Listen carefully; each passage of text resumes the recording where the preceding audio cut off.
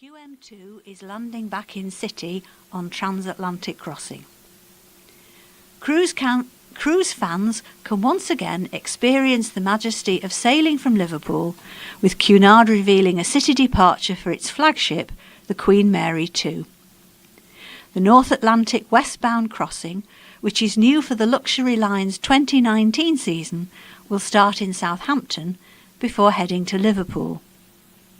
It will also visit ports in Iceland and Canada before reaching New York 14 days later. Cunard has a long and rich history with Liverpool, having been founded in the city in 1840, initially from offices in Water Street. The line's first transatlantic cruise sailed from Liverpool in 1840, and as business began to flourish, the company moved further up Water Street into new offices. From there, it ran an enormous shipping empire, overseeing dozens of ships sailing from Liverpool to ports all around the world. By the turn of the century, Cunard relocated to its own purpose-built offices on the waterfront, opening the Cunard building in 1916. Despite the company moving its headquarters to Southampton in 1965, it was Liverpool that was chosen to host the line's 175th anniversary celebrations in 2015. Millions of spectators lined the banks of the river to watch Cunard's three queens, the Queen Victoria, Queen Elizabeth and the Queen Mary 2, line up on the waterfront in a tribute to the line's roots. Gary Anslow, sales director of Cunard, said, "We are delighted to have added a Liverpool departure in response to trade demand." Quite a few partners in the region asked if we would create a Liverpool departure, given our historic ties with the city and the demand they have for local departures. We're now looking forward to working with the trade on selling this fantastic itinerary to their clients. For more information about Cunard or the cruise, which begins in Southampton on July the 14th, visit www.cunard.co.uk. Warning now here for people who like driving fast in their cars. And the speed on green cameras, which caught out most drivers, have been revealed by the police after a staggering 3,000 people were detected in 1 month. This new type of camera records a driver's speed at traffic lights and is currently being trialled on the streets of Merseyside. So far, only 2 cameras have gone live on the scheme, but police have a list of locations where the cameras could be rolled out. Both of the cameras were deployed in Sefton, with the trial location being operated for 1 month while Merseyside police test the scheme. A shocking number of drivers were caught out by the 2 cameras, with both locations detecting a total of more than 3,000 drivers. Merseyside police revealed which speed on green camera caught out the most drivers, and drivers will want to be aware of it when driving through the area. The camera positioned at the junction of Crosby Road South and Cambridge Road in Crosby detected 1,546 drivers going through at an excess speed of over 30 miles an hour, and that was the limit. The speed limit was 30 miles an hour. These figures were recorded for the month of February, with the other live camera at the junction of Northway, which is the A59 Hall Road lane in Maghull, detecting 1,588 drivers. Merseyside police said 1,320 of the drivers caught at the Maghull site were offered a course. At the Crosby site, 539 drivers were detected in the first week. However, after 5 weeks, this number had dropped to 249. Maghull saw a similar drop in the number of drivers detected, falling from 445 in the first week to just 156 after 5 weeks. There are a number of locations across Merseyside where the safety camera may be deployed, with Sefton being the first area to receive. This article is headed, "Intrepid Roy lost at sea, his family believes."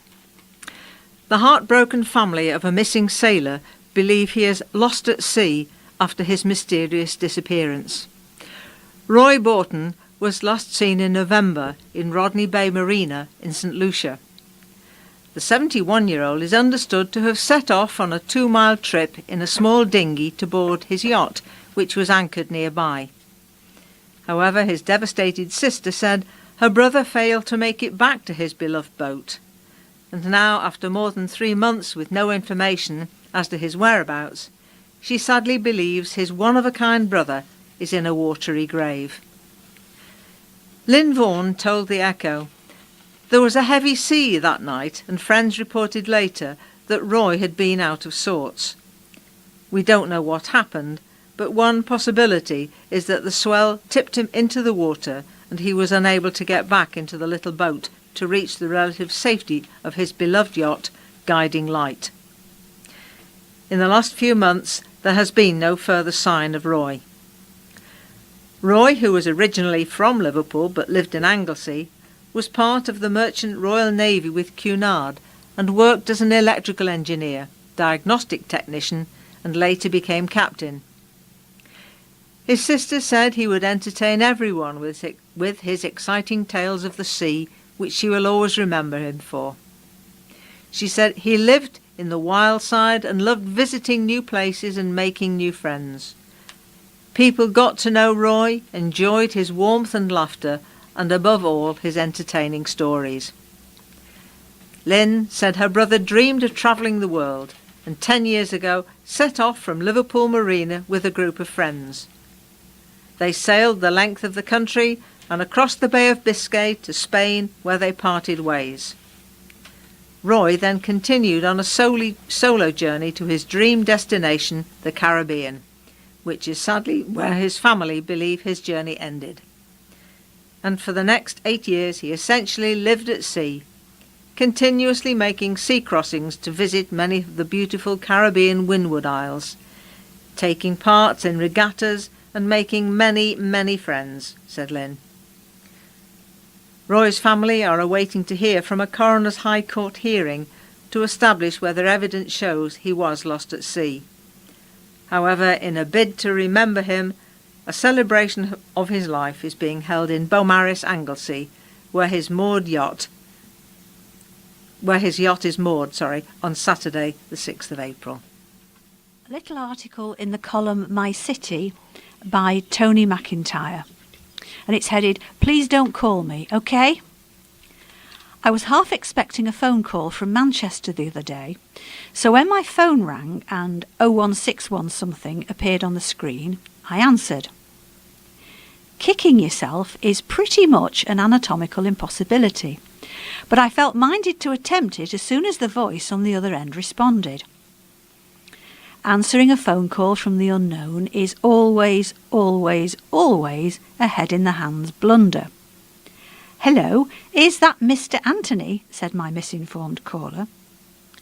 Wouldn't you think that in the unlikely possibility that someone actually does them the favour of answering one of their time-waster calls, these people might conceivably endeavour to get their potential client's name correct, maybe even being courteous enough to use their surname?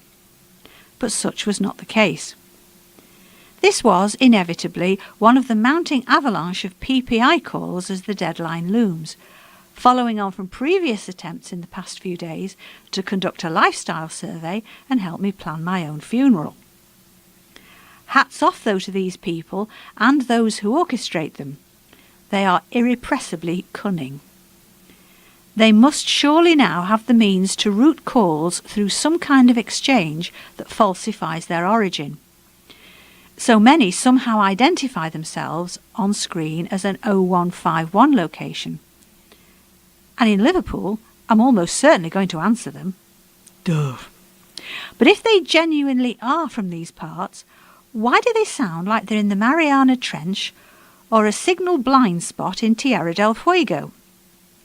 Maybe someone can enlighten me as to the truth. But please don't ring. Answers on a postcard only, please. Taken from the Liverpool Echo. And it starts off, people from all over the globe have reacted to the harrowing story of a 73-year-old cancer sufferer who was left homeless in the pouring rain. This week, the Echo reported on the tragic story of George, who turned up at the Charles Thompson Mission on the Wirral with nowhere to live despite suffering with pancreatic cancer and emphysema. George's case was taken up by volunteer David Fitzpatrick and the team from Fans Supporting Food Bank, and thankfully he has now been placed in a hotel by the Wirral Council while efforts are being made to secure some longer term accommodation and the support he so badly needs. Since our story about George was published, the news of his plight has travelled around the world, with people from far-flung countries clearly shocked by how a man in his position could end up on the streets. Dave Kelly, one of the founders of the Fans Supporting Food Banks, spoke of the response. He said, "It has been incredible. We have had hundreds of getting in touch with us asking how they can help George, and it's not just people from Merseyside, it's from all over the world and the UK, and we had people from America and Australia getting in touch to see how they could help. It is amazing." Dave said he and the team had been so overwhelmed by the response that they haven't been able to respond to every message received.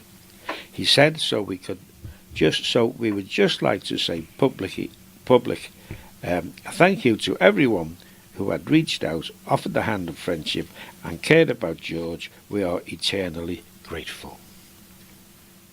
This article is headed Heseltine, EFC Stadium, an opportunity for our city. Former Tory Minister for Merseyside, Michael Heseltine, has backed Everton's Bramley Moor Dock Stadium plan and says it's a golden opportunity the City of Liverpool just cannot miss. Lord Heseltine says the stadium plan would help kick-start the much-needed regeneration of North Liverpool. He has spoken out as top club officials are in France this week selling the stadium to international investors at the International Property Conference on the French Riviera. Lord Heseltine has long been admired in Liverpool for helping lead the regeneration of the city in the 1980s and after the Toxteth riots. He is a regular visitor to Liverpool and was given the freedom of the city in 2012. The former Deputy Prime Minister described the plans for Bramley Moor Dock as a golden opportunity to bring lasting change to the north of the city. He said the involvement of a major football club like Everton as the spearhead of this development is hugely beneficial to the renewal process. This is not just for the immediate environments around the stadium, but it is of regional importance to Liverpool because of the wider economic impact. There is no question that taking declining areas, or even semi-derelict areas like Liverpool's North Docks, and giving them a new lease of life meets every test of regeneration. First, it reverses the decline.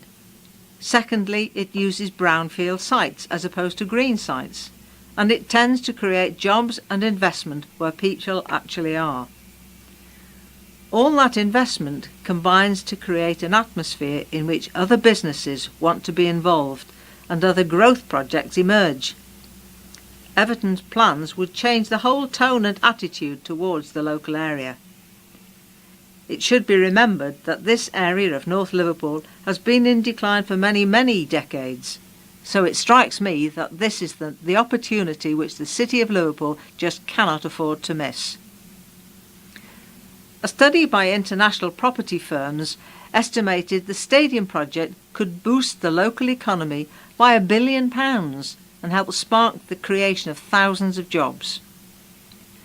The club chief executive, Denise Barrett-Baxendale, is in Cannes this weekend to promote the stadium project to an audience of property investors who might be interested in the opportunities it could create. She will also showcase the club's plans for a legacy project at the Goodissing Park site. In response to Lord Heseltine, she said, "To get such an endorsement from somebody who not only understands regeneration, but has a deep understanding of urban regeneration in the context of our home city is all the more welcome. Lord Heseltine is a great supporter and advocate for the city, and we are very pleased that he shares our vision and recognises the broad regenerative impact our proposals will have." Everton's Stadium Development Director also said, "We are very much looking forward to impressing upon people both the virtues of our own plans and the huge opportunities for further development and projects that will unlock North Liverpool." Let's follow that article about Everton with one about Liverpool, headed "Fury as Reds now plan to shut road before concerts." Liverpool Football Club have come under fire over plans to partly close Anfield Road for 6 days when concerts start at Anfield Stadium. Councillors fear it will cause major disruption to frustrated neighbours who protested against the club's plans to hold live music events at the famous venue because of the nuisance it would cause. Club bosses finally won permission for a 2-year licence following a dramatic and lengthy battle which saw their plans initially get rejected. But the saga is far from over, with recently revealed plans to partly close Anfield Road for 3 days before and after each concert, reigniting tensions. An LFC spokesperson stressed the plans were only in the draft stages, adding feedback from local residents was critical.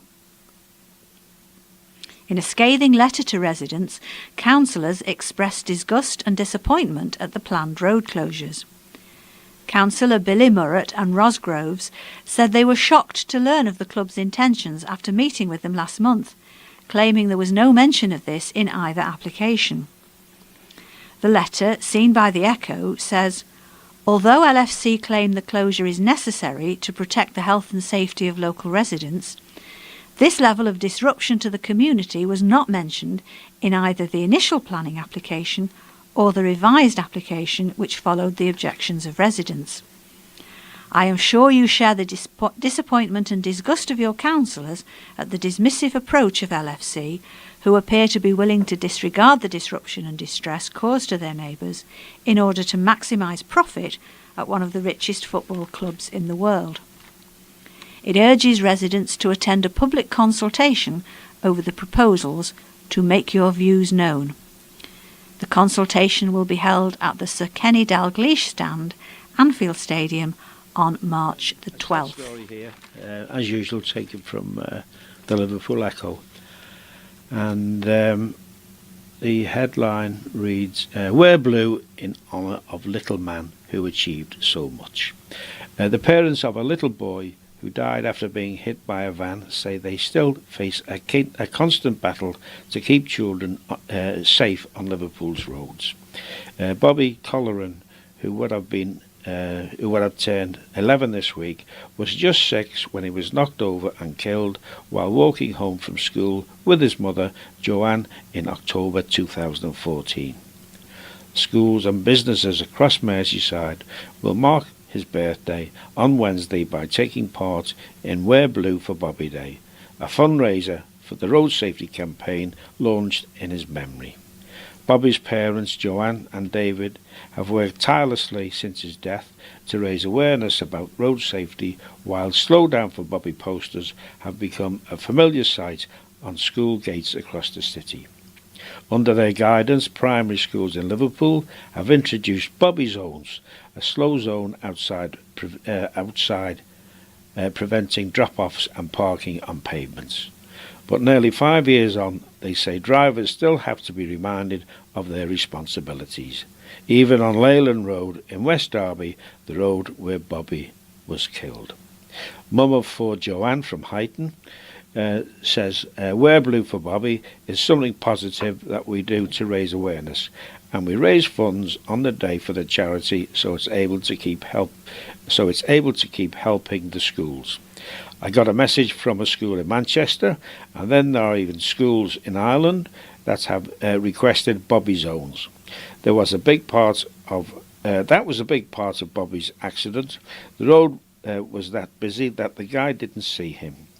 I've learned so much over the years about where you can't park and where you can, and the points you can make to get on your licence, and I'll put people in the picture, but we do it nicely. It's a minority of people. Most drivers are fine, And I've always said that everyone's perfect, not everyone's perfect, but the ones that do it, it's frightening because they don't care. This article is surrounded by 3 photographs, one of the old George Henry Lee building, one of the Magistrates' Court in Dale Street, and one of the old Martin's Bank on Water Street. And it's headed, George Henry Lee's could be a city centre casino and nightclub. A casino could be coming to the city centre in a plan to breathe new life into the former George Henry Lee building. Last month, the council approved the first stage of plans that could see the building on the edge of Williamson Square turned into a casino, bar and nightclub. The scheme is just one of 3 which would result in city centre landmark buildings being brought back into use, with plans also being submitted for the former Magistrates' Court on Dale Street and Martin's Bank building on Water Street. The 9-storey George Henry Lee's building would have 157 bedrooms once converted, with the nightclub and casino in its 2 basement floors. More detailed planning application has still to be submitted to the council, so not much is known about what the hotel will eventually look like. The building housed George Henry Lee's and its successor John Lewis until 2008, when the department store moved to its current premises in Liverpool 1. Rapid Hardware then moved into the building in 2013, but its parent went into administration last May, and the building has only been partially occupied since. And it's hoped this former court can become part of a new downtown neighbourhood. Councillors will also decide next week on plans to convert and extend the old Magistrates' Court on Dale Street. The building would become a luxury 4-star hotel under the plans, which have the backing of planners hoping Dale Street can be developed into a downtown neighbourhood. Courtrooms would be converted into function rooms and prisoner cells into luxury hotel rooms, and the former reception area into a dramatic new entrance. If the plans are approved, it's hoped work could start next year. A new sky bar could be built looking over the Mersey. The final set of plans could see the old Martin's Bank building on Water Street turned into a 215-room hotel with a sky bar and rooftop spa. The Grade 2 listed building, which opened in 1932, is regarded as one of the most beautiful in the city, but has been empty for well over a decade. The building, which is used extensively for filming, would also have conference space, a lounge, bar and restaurant under the proposals, which were submitted to the council earlier this week. The previous application to turn the building into a hotel was granted, but it ended up failing to move forward. There's definitely a theme going on here, because the next article is called First Views of City's Dixie Dean Hotel, although it doesn't actually say where it is. However, Liverpool's new Dixie Dean Hotel, which opens in just 8 weeks, has unveiled computer-generated images of how it will look inside. The images show the hotel restaurant and bar area, number 9, named after the number worn by Everton legend Dixie Dean. Number 9 will be able to seat 160 people and has been designed with deep royal blue and aqua blue hues. Everton FC colours have then been added to the gold embellishment and exposed brick walls. The menu in number 9 will include an unlimited breakfast buffet, afternoon tea, lunch dishes and an à la carte evening menu, while the bar will stock premium spirits, wine, beers and have an extensive cocktail menu. Lawrence Kenwright, founder of Signature Living, said, "We can't wait to see the Dixie Dean Hotel open opposite the Shankly. It will mark the creation of the UK's first football quarter, which is very exciting. I'm delighted to give Blues fans a place where they can stay, eat and drink. Number 9 will be a great place for celebrations of any kind, and we look forward to seeing guests there."